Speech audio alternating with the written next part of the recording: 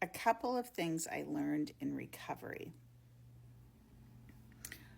was, one, people will not put principles above personalities. It's not second nature to people. It may be second nature to some who fall on the autistic spectrum, but even then, it's not always second nature. People are emotional creatures, and they will default to their emotions before they'll default to a principle. It takes active work and practice to learn how to put principles above personalities. That's the first thing I learned. The second thing I learned is that people can come together from every walk of life and hold different beliefs, but they can come together for one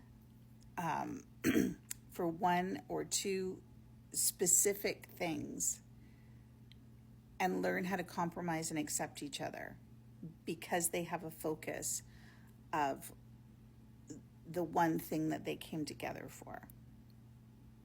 And we say that, it says that right in AA literature, right? We are people who gather from who normally would not mix in society, but we come together because we share a common bond, and that is the bond of being alcoholic. And that is so true. That is absolutely so true. I have sat in those meetings, in hundreds and hundreds of meetings over 25. I'm going to be a quarter of a century sober February 1st. I have sat in hundreds of meetings and listened to thousands of alcoholics that I wouldn't agree with politically. We probably don't vote the same way. We don't have the same views on life, but we come together because we all want to stop drinking and using substances. And we sit in those rooms together and we talk to each other and we build community that way, even though we don't know very much about each other when we walk into those rooms, other than we want to quit drinking and using drugs. Now, you may be wondering, why am I telling you this? Because what I'm seeing right now online is a lack of principles above personalities and absolutely no compromise and no unity. Very little. And I see fracturing happening from center to left, to far left. Major fracturing. And when the shit hits the fan, we need to be able to come together like we did during the Freedom Convoy, like we did during the early days of COVID. We got to find a way to come together to make sure that we don't let totalitarianism and authoritarianism wash across our country. We're in a fight right now, and some of y'all are not treating it like a fight. For our country, for our independence, for our sovereignty, you're not treating it like that.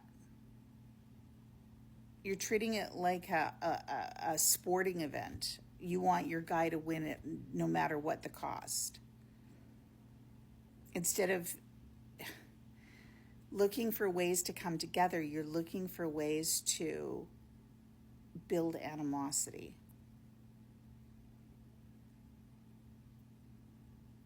And here's the harsh reality.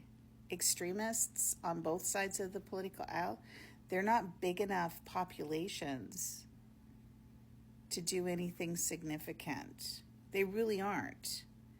You're going to need more moderate people to stand with you, to protect marginalized people, to make sure that authoritarianism doesn't sweep through, to make sure that they vote in the way that keeps the country safe. You're going to need those people. And right now what I'm seeing is a lot of people that I stood shoulder to shoulder with in 2020 and 2022 actively going out of their way to create animosity between liberals and NDP voters.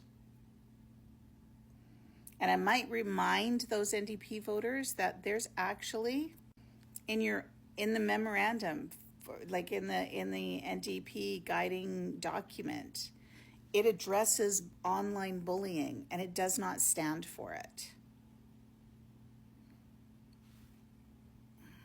This is right off of their website. You cannot actively create animosity with people and then expect them to show up for you, because very few people, it's not second nature to human beings to act on principle before personality.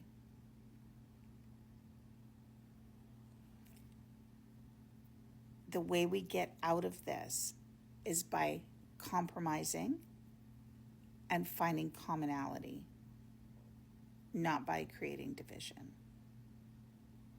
Thanks for sticking with me. Say no to Christofascism and have a day.